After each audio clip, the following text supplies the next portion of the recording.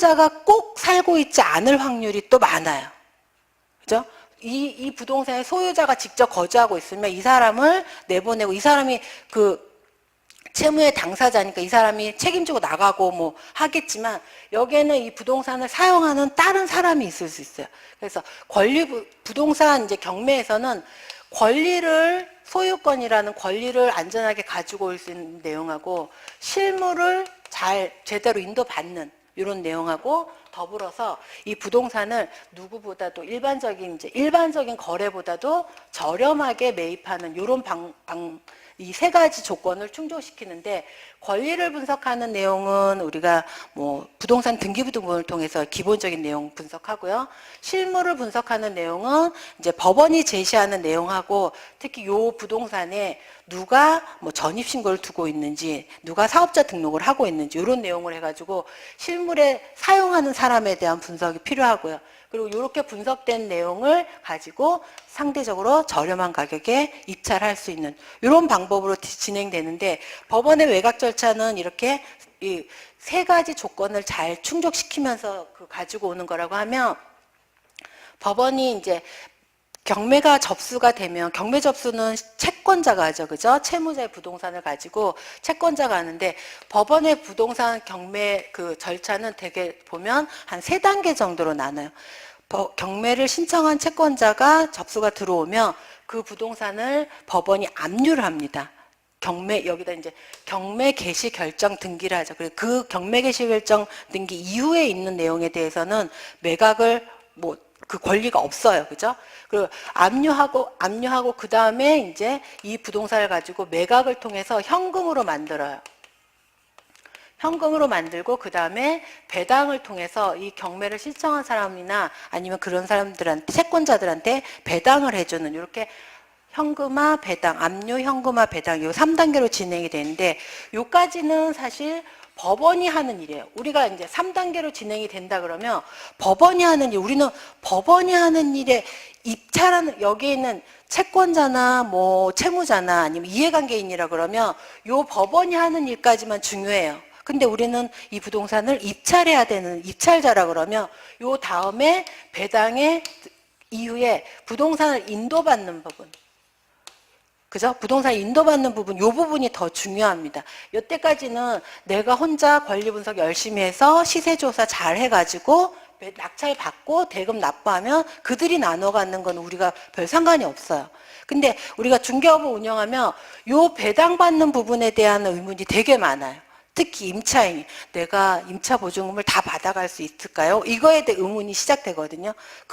그거에서 못 받아가는 내용으로 이제 와가지고 이야기를 하게 되는데, 나중에 뭐 어떻게 하면 배당을 많이 되도록이면, 임차인 입장에서는 강제 매각이 되더라도 배당을 많이 받아갈 수 있는 방법으로 그 문제를 풀어야 되고, 채무자 입장이라고 하면 편법을 조금 쓰더라도 뭐 어떻게 뭐 소액이나 뭐 이런 거하고 관계없이 뭐 어떤 또 다른 스킬을 또 이렇게 해줘야 되고, 뭐 부동산에 이 부동산을 담보로 그 돈을 빌려준 채권자다 그러면 먼저 와가지고 그럴 거 아니에요. 채권자면은 이 부동산 매각을 통해서 현금화 시키기 전에 그 부동산 가격이 얼마고, 등기부등본을 떼봤더니 얼마의 설정액이 있고, 내가 이거를 경매를 넣어도 받을 수 있는 금액이 얼마인지를 계산하게 되잖아요.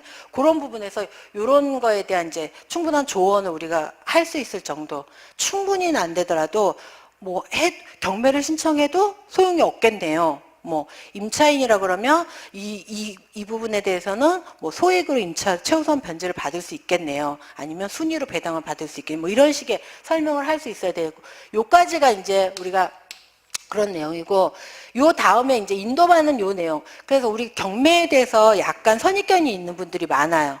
뭐 채무자하고 채권자하고 다투는 부동산에 아무리 수익이 많이 나도 내가 뭐 거기까지 발 담글 필요가 있나, 일반적인 투자자들 입장에서. 그러고 뭐 중개업소 가가지고 그런 부분에서 우리 중개사분들이 역할을 해주는 거잖아요. 그죠? 요렇게 이거 직접 법원을 통해서 매입을 하는 내용이고, 그러니까 요 부동산을 인도받는 부분에 대한 내용이 미흡하고, 요 부분에 대한 내용이 이 책 전체에 보면 좀 많이 깔려 있습니다. 부동산을 인도받는 부분은 그 매각으로 부동산이 넘어갔기 때문에 소유자가 입찰자 그 최고가 매수인으로 바뀌었어요. 바뀌었기 때문에 최고가 매수인이 그 소유권을 취득한 부동산에 뭐 이전에 채무자가 있다든지 임차인이 있다든지 아니면 또 무단에 뭐 권리 없는 사람 누군가 있을 수 있어요. 그죠? 그런 사람들을 내보내고 부동산의 실물까지 확보하는 요 과정. 그리고 우리가 이제 중개업을 운영하시면 요까지 했으면 부동산 다 이제 인도 받았어요. 그죠? 그러면 직접 팔 수도 있고, 그죠? 또 다른 사람의 의뢰를 받아가지고 요까지 완성해 드릴 수도 있고, 그리고 그걸 다시 뭐 임차를 놓아줄 수도 있고, 뭐 매매를 성사시켜 줄 수도 있고, 여러 가지 역할을 할 수 있잖아요. 근데 그런 요런 부분이 그 강제 매각에서는 전체적인 이제 4가지 단계라고 볼 수 있는데, 요거에 대한 건 다시 한번 이제 설명을 드리고, 강제 매각은 이렇게 부동산에 설정되어 있는 채권자가 그 부동산을 찾아서 매각을 그 의뢰하는 것이 부동산 경매라 그러고, 그다음 동산 경매도 있어요. 근데 동산 경매하고 부동산 경매를 나누는 이유는 부동산은 움직이지 않는 부동산이라 한 군데 있어요. 만약에 여기가 그 동작구 노량진이잖아요. 노량진 동인가요? 노량진 동은 그 동작구에 들어가고, 동작구를 관할하는 법원은 서초의 중앙법원이에요.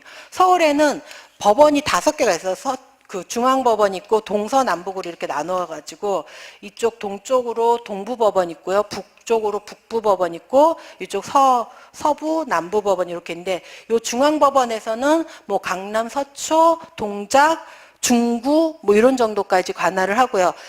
관할을 하다 보니까 요 중앙에서는 이 채무자가 있는 부동산에 관할 법원에다 의뢰하는 이유는, 여기에서는 자기 지역 내에 있는 부동산에 대해서는 감정평가를 하거나 뭐 시세 이런 거 할 때 훨씬 그거 편하잖아요. 근데 여기 뭐 북구에 있는 아니면 저기 지방에 있는 부동산 소재 있다 그러면, 그리고 이제 이 사람의 이 중앙법원에 있는 큰 물건이 있고 뭐 지역에 하나 더 있다 그러면 뭐 그것까지 같이 해가지고 일괄로 경매를 신청할 수도 있고 그런 내용들이 있는데, 지금 이렇게 서울의 관할 지방 법원은 그 부동산 소재지를 관할하는 법원에서 이렇게 하게 되고요. 그래서 움직이지 않는 부동산이니까 소유자나 채무자의 주소지하고는 전혀 상관이 없어요. 소유자가 가지고 있는 재산의 주소지 관할 법원에다가 경매를 신청하면 그 관할 법원, 그러니까 우리도 서울에 있는 서울에 있는 부동산에 입찰을 하려고 그러면 서울에 있는 뭐 중앙이면 중앙지방법원, 뭐 서부면 서부지방법원 이렇게 가서 입찰을 하셔야 되는 그런 내용이고, 그런데 동산은 또 달라요. 동산이나 유채동산 같은 경우는 우리가 점유하고 있는 사람이 주인이잖아요. 그죠? 근데 부동산은 점유하고 있지 않아도 주인이에요. 그죠? 등기부등본상 권리를 가지고 있기 때문에. 그래서 그러다 보니까 동산 같은 경우는 유채동산이 이런 것들은 소유자가 있는 주소지 관할 법원에다 하게 되는 게, 소유자가 그걸 가지고 있어요.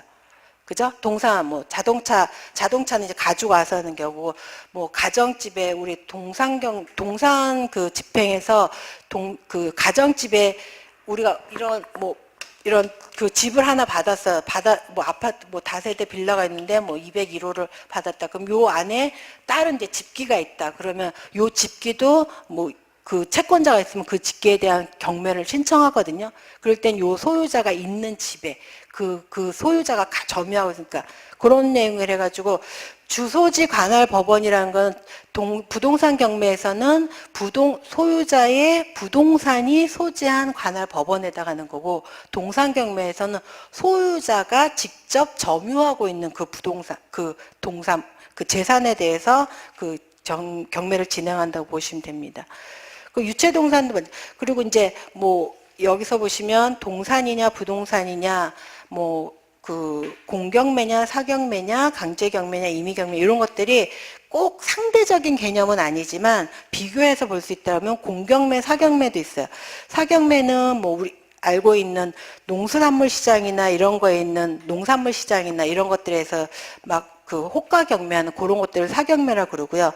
우리 공경매는 법원이 주체가 되어 가지고 하는 경매를 특히 이제 경매, 공경매에서 공매도 한국자산관리공사에서 하는 그 공공기관이 집행의 주체가 되는 것도 이제 공매로 구분을 공매나 이런 것들을 공경매라고 합니다.